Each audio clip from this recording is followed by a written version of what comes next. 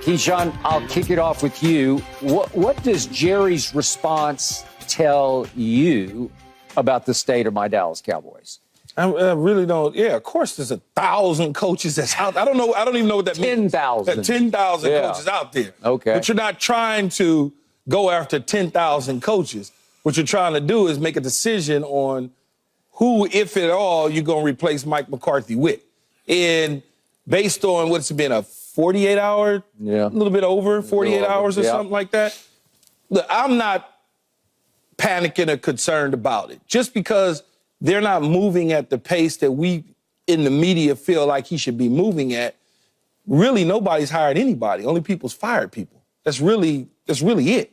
But you know those dominoes are about to start falling. Yes. And when they fall, they will fall. That is correct. Once one goes, another goes, another goes, another goes. But that's not going to happen probably to the weekend, and then after the weekend, after the divisional games, before you start to see dominoes really fall, because this is the first time after this weekend that they can interview people in person. Now, look, let's not act as though there's not airplane hangars and, little ways of talking and communicating and doing certain things. You're talking about meeting secretly with candidates and airplane hangars. Absolutely, 100%. There is ways of communicating and going around the rules if you already... A guy like Bill Belichick, he's been in the league long enough. He's had many conversations with Jerry Jones over the years about many different things. True. I am 199.9% sure of that. And so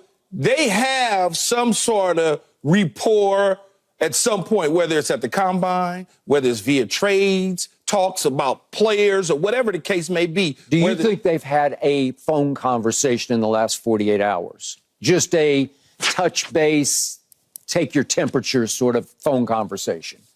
Bill to Jerry, or Jerry to somebody in Bill's circle. Okay, either way. That's fair. I would say Jerry to somebody in Bill's circle. Okay. Mike McCarthy's circle, Harbaugh's circle, Pete Carroll's circle. He's had a conversation somewhere along the lines, even if they bumped into each other walking through the stadium somewhere. It happens. That's part of it. So I wouldn't start worrying about whether Belichick is all of a sudden going to decide to go somewhere else, or a coach is going to decide to go somewhere else, because it takes two to tango. Let's not just think because Jerry may need a new head coach that Bill wants to do that, or John wants, or Jim wants to do that, or Pete wants to. They may not want a coach for the Cowboys. They may say, you know what, nah, we want to do this. It's just better for my health. Yep. It's just better for us. So I wouldn't worry about it at all. Jerry's just Jerry talking. He's not going to give you anything right now in this situation. He already put the pressure on Mike McCarthy prior to the playoffs by saying game for game. He's going to take game by game to make a decision. That was already enough pressure. So now all of a sudden, if I'm out publicly flirting with you, Skip, guess what? Richard, my head coach is going to feel a certain way. So you can't do it. And he has to get permission for some coaches that's not available to be able to even talk to him. Okay, go, Richard. I think this has been the problem with the Cowboys for a long time. Agreed. Arrogance, ignorant arrogance. It's, hey, we have all the answers. We're the top of the food chain. We do things our own way, and it works for us. It doesn't. You haven't won anything in 3 decades. So I think this ignorant arrogance that Jerry Jones moves with is unbecoming. And it, frankly, doesn't work. It doesn't work. It doesn't work for this team. It doesn't work for this organization. He was the same way at the trade deadline. He's the same way every time. Oh, my phone doesn't ring, and then we don't check out anybody. We don't call anybody. Well, you get put out in the first round or the second round every single season. Everybody else moves with a sense of urgency, a sense of understanding. Hey, I don't have all the answers. I'm going to try to get smarter. I'm going to do my research. I'm going to see what's out there. Going to make phone calls. In terms of this, I think all this says is Mike McCarthy is probably going to stay with the Dallas Cowboys. I think this is Jerry Jones saying, I took my time. I'm not making a rash decision. I've mulled it over. There's only been one other coach to win more games than my current coach in the last 3 years. and that's Andy Reid, who has 2 Super Bowls in the last couple years. And so do I really want to fire this guy and reset when I just told my team I don't feel like I have much longer on this earth left? So do I want to watch another coaching staff adjust to my players and adjust the system and tinker and tweak to the point where they can get my offense to be maybe number 1 in the league? If they can tinker with my defense, maybe get me a top 5 defense. You have all those things. So pushing the reset button only extends the timeline that it will take your team to get to another Super Bowl or potentially get deep into a playoff run, because rarely does a coach come in and immediately take his team to a Super Bowl and win it. I'm sure it's happened in the history of the game, but it's rare. So Jerry saying this, I mean, it doesn't mean a ton. I don't think McCarthy was on the top of a lot of people's list when Jerry hired him. I thought that was kind of not out of left field, but definitely not anything anyone predicted to happen. True. And at the same time, I think Jerry is going to have to make a decision to either say, hey, we're sticking with McCarthy and we're going forward, or if you don't get rid of him soon, people are not only filling their staffs, but these guys might already have handshake deals in hand. Sure. All right. Keyshawn, you want to add something? No, Richard, no, I was just saying, Richard said that he's sure a quick fix has happened in the past. Well, the guy on the show with you had a quick fix. We got rid of Tony Dungy, and the next year we bring in Gruden. That same year we win the Super Bowl. So because there was a talented team. Yep. And the Dallas Cowboys are a talented football team. I'm not going to sit up and act like Jerry and Will Clay and Stephen Jr. and Jerry Jr. hadn't done a tremendous job of assembling talent. The problem is the coach. And what I would say to that, though, Skip, is I don't believe that Jerry is approaching this with ignorance. He's approaching it with intelligence. And he's approaching it with just relax. They just stopped playing. You cannot all of a sudden have a knee-jerk reaction. Dan Quinn is interviewing at different places. Maybe he decides that Dan Quinn's the guy. Maybe him and Dan says, hey, let me Skip go and see if I want to take this other job. And maybe he comes back and says, you know what? I'll rather take the Cowboy job. And Jerry may say, hey, Mike, you bye-bye. I'm going to make Jan here, because you got to let it play out. There is no rush. The season does not officially kick off again till next September. Okay. As far as off-season stuff goes, that's after the Super Bowl. Okay. It's now my turn. And once again, I'm going to need a seatbelt over here to keep me in my chair, so forgive me up front for this. Jerry Jones, as always, is approaching this with supreme egomania unearned. I'm going to remind everybody, first of all, that this is why you could watch me in my video on Sunday night throw all of my Cowboy gear into my trash can, because I was done with them. I'm done with Jerry Jones, but you understand, I'm a prisoner of Jerry Jones because I can't vote him out of office. He's not going to fire himself as the GM and the owner and the operator of the football team, obviously. So he owns me. He owns my bragging rights, which are year after year gagging rights. And I have only one choice here, and that's to find a new team, which is hard for me because since I was 10 years old, I lived and died for this team in ways that even Jerry has never lived and died for this team. Okay, so I'm going to remind everybody, let's put this in historical context. The night he fired Jimmy Johnson, what came out of his mouth? He got so mad at Jimmy for not raising a glass and honoring a toast that Jerry proposed to all the Cowboy coaches sitting at a table, that he went straight back to the headquarters hotel at the league meetings, and he saw 2 Dallas Morning News reporters sitting at the bar, and he went right over to them, and he announced to them, I'm going to fire Jimmy Johnson, and I'm going to hire Barry Switzer to be the next coach of the Cowboys. And they were like, Barry Switzer? And the infamous line from Jerry Jones was, there are 500 coaches out there who could have coached this team to the Super Bowl, meaning Super Bowl championship, because they had just won back-to-back Super Bowls. 500 coaches. And to me, at that moment, the 500th on the list would have been my man, my friend, Barry Switzer, because he'd never coached in the NFL, and he'd been out of college coaching for, I think, 2 years at that point. So you talk about out of sight, out of mind, talking about Mike McCarthy came out of left field. Barry Switzer really came out of left field, And then Jerry was able to prove to the world, my team is so incredibly talented. By the way, they had to go get Dion to put them over the hump, right? But they did go sign Dion. They gave him a lot of money, which he deserved because he tilted the playing field back in their favor versus the San Francisco 49ers. But the point was, Jerry pulled it off because he said, well, I can even put Barry Switzer in there. And I think Barry's a great football coach on both levels, but a lot of people had little to no respect for him. And what happened? They go win the Super Bowl. And Jerry said, see, I told you so. Anybody could have coached this team. As Jerry has often said, I could coach the SH out of this team. So Jerry thinks he's actually the head coach of this team effectively. What did the great Al Davis teach Jerry as soon as he bought the Cowboys in 1989, 1990? He said, you need to learn to coach the coach. So Jerry thinks the coach is pretty irrelevant.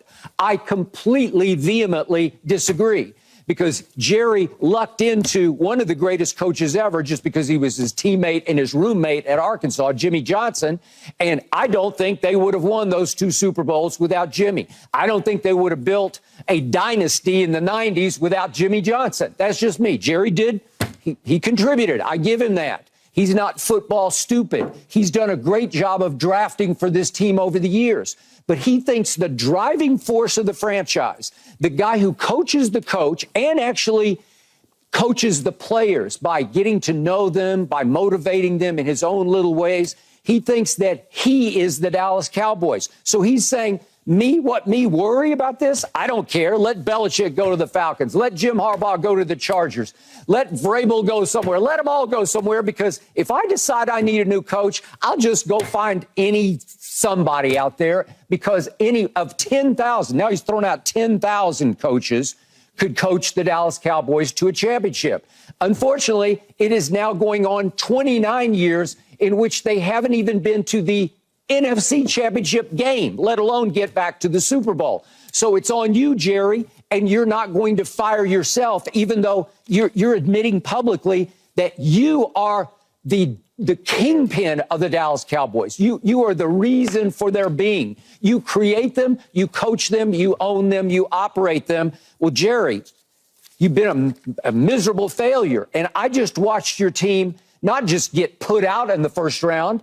Your team had never allowed more than 38 points in any playoff game in your history. You just gave up 48 midway through the fourth quarter of a game at home against the youngest team in the National Football League, a 7 seed that had never won a playoff game ever. What? And now I have to sit here. Now I have 10,000 more reasons not to love the Dallas Cowboys. Thank you very much for letting me vent, Keyshawn. No, you make a few valid points there, I must say, but you are speaking with high emotions, though, Skip, opposed to really looking at it. You just lost on Sunday. Today is only Wednesday, okay? If you tell me a month from now that this is still going on, that's a different conversation. You know, if it's a month from now, it'll just be Mike McCarthy, like Richard just said. It's starting to smell like it's Mike McCarthy, it's a different conversation. Bill Belichick hadn't gotten hired. I don't know that Vrabel's an answer. Vrabel's not an answer. Yeah. And as far as Jim Harbaugh goes, let's take a step back for a minute. I want you and Richard both to take a step back for a minute. Mike McCarthy did win a damn Super Bowl in this league. Okay, he did. I don't care if it was 30 years ago. It was 14, but go ahead. He still won a Super Bowl. Jim Harbaugh didn't win a Super Bowl in this league. No. Not as a player or as a coach. Came close. Came very close. Last play close. You know how many coaches I could point to that came close? Well, not like Mike that. Tomlin came close to winning 2. He only got 1, though. Okay? Yeah. And so close doesn't mean, all I'm saying is when you start screaming Jim Harbaugh, don't be a prisoner of the national championship moment. Okay? Because I don't know how much of a separation that there is between Mike McCarthy and Jim Harbaugh, to be honest with you. Do you think Jim's a better coach than Mike? I don't know that. I do. I don't know that. I don't know that because because he gone to the Super Bowl and he didn't win the Super Bowl doesn't mean that he is a better coach than Mike because Mike hasn't been able to advance the Cowboys. Now, as far as Belichick goes, Belichick to me is superior with the right situation. The Cowboys could be the right situation for him as long as he can get along with Jerry Jones. Now, does Jerry Jones want that? Now, remember, Jerry Jones is close to Mr. Kraft. They talk a lot. They're on committees together. They're, those are boys. So what is Mr. Kraft telling Jerry about Bill? So all of these sort of things have got to come into play before we could all just start sitting here saying, well, Jerry's screwing things up. Jerry's screwing things up. I don't want to go down that road. I hear you. There's a reason why people move extremely quickly in these situations. That's why there's always the Black Monday after a team loses. It's that Monday that they make decisions because there are so many moving parts. First off, you're doing your current staff a bit of a favor by giving them a chance to get out in the open market and try to find jobs on other staffs. So that's a testament to say, hey, all right, you guys worked hard, your butts off for me. I'm going to let you go early so that you can get on your phones and start making phone calls to potentially get yourselves other jobs.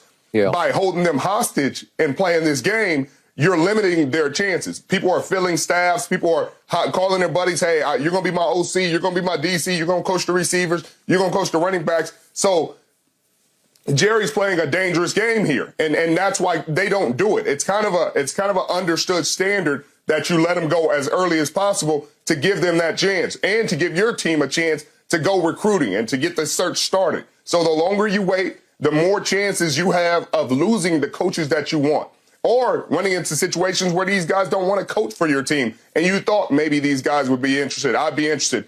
And I hear you about the Gruden situation, but Tony Dungy had built an incredible team. Y'all had 5 Hall of Famers on that team. Anybody could have coached them to a Super Bowl, and you guys won one. That was an incredible team, one of the greatest teams of all time. No question about it, but that's a rare situation where this team isn't built like that. There's not 5 Hall of Famers and 5, surefire Hall of Famers on this Dallas Cowboys team. They're a really good team, but they're not world beaters right now. They need some great coach to get them over the hump, and McCarthy is getting a lot out of them. So we're not sitting here saying, hey, McCarthy is not letting them reach their potential. He's coaching his butt off to, at least in the regular season, he coached a pretty good job. Obviously, when you got expectations that are outside of this world like Skip does and think, hey, every team should win a Super Bowl when they put a Dallas Cowboys helmet on, then every season is going to be a disappointment when you don't do it. And so that's what I think Jerry's considering, because this team isn't a bad team. And yes, they underperformed this year, but do you throw it all the way and potentially go back to square one when Jerry's 112? Do you really want to wait and see what the next coach does and figure out, well, let me watch this coach and see if he has the answers, because this might be, according to Jerry, you don't got too many more coaches to go through. Yeah, but Richard, what's the harm of waiting a few more days? Nobody's gotten hired. Everybody's gotten fired. And as far as staffs being built, these coaches communicate all the time about the what ifs. What if I get this job? I think I want to bring you in. Those conversations happen from the beginning of the season to the end of the season. They're looking at rosters during the season as potential job openings. I've seen it with my own eyes. I've walked past coaches' offices while they're sitting there. Instead of studying the damn game plan, they're studying the roster of a potential job that they may get instead of game planning what they're supposed to be doing. So I don't worry about that part of it. You know how that goes, man. They are dialed in to try to figure out who can I add to this staff. Now, as far as Jerry goes and his assistants that's on his staff, maybe the new coach would like to retain a couple of them. Maybe he has a relationship with a couple of them. He's a billionaire for a reason. He is not stupid by no stretch of imagination, but you're missing the point, Keyshawn. How am I missing the point, He doesn't value any of those coaches. He doesn't care. He just does. It's like Mike McCarthy, Bill Belichick. They're all a dime a dozen to Jerry Jones. No, he's just telling us that. No, and if you really truly believe that, Skip, you can't. You can't possibly. No. There's no way. Okay, so think about the context of all this. So the first 30 Super Bowls that were played in the National Football League, 16 times of 30, my team was in the NFC Championship game. So now we're going on 30 years of no even NFC Championship game. even though Mike McCarthy just coached 3 straight 12-5 seasons, and for the first time ever, a team that went 12-5 3 straight years didn't even make it, or didn't even get close to an NFC championship game. So what does that tell you? Well, now we're back to the famous Winston Churchill quote. I don't know if anybody out there remembers Winston Churchill, but I do, because he's one of the great leaders in the history of the world. And he said, anybody who doesn't learn from history is doomed to repeat it. Well, Jerry just keeps doing it. It's like Richard's definition of insanity. We just keep doing the same thing over and over. Let's run it back with Mike McCarthy, because we just had a bad day against Green Bay. What do you want him to do? Bad day? What do you want him to do? Tell me. Go get a real head coach. Who? Well, who do you want to get? I think Jim Harbaugh is really good at what he did. I would take Pete Carroll in a heartbeat. They don't think that's an upgrade? And what if I don't care what they think. You ask me what I think. What if Jim doesn't want to interview with the Cowboys? Right. Well, I'm just saying, you got to go get somebody who's for real. Who though? Okay, well, I just gave you 2 big names. You said you gave me good names. What if Pete doesn't want to do that? Okay. And what if they don't think Pete how do we know? I don't know until you ask Exactly. them. Yeah. You don't know what Jerry and Steven have done already. We have no idea. And the problem is, Jerry has made this job almost untakeable for anybody with any credentials, because they're all going to say what your man Bill Parcells should have said before he took the job. It's impossible with Jerry, because he's impossible to live with, because he's going to run it. Look, I agree with you, Skip. I think the problem with Jerry Jones and what makes him different and what makes people not want to take this job is usually Jim Harbaugh. What makes him a good coach, he lets an offensive coordinator be an offensive coordinator. He lets a defensive coordinator be a defensive coordinator. He lets his tax accountant do his taxes. He lets his mechanic work on his car. When you get into Jerry's world, Jerry wants to be the mechanic, the tax accountant, the offensive coordinator, the defensive coordinator, tell everybody what to do. And then and you can't do that with a great team. You're hiring great people to do a job. Don't micromanage, and don't sit here and do a radio show, 2 radio shows every week criticizing the performance that they have, because then you run into other problems where you feel like you're getting undermined by your owner. So there are guys that's not going to take this job because they don't want to deal with that. I so agree. All right, we'll leave that for a moment. We'll get back to it in a little bit. But up next, Mike Tomlin is staying with the Pittsburgh Steelers. So what was all that just transpired? We'll dig into it next. No mercy, no mercy, no mercy. Thanks for watching, Undisputed fans. Do you want more highlights from the show? Make sure to click that subscribe button for all the exclusive content from Undisputed.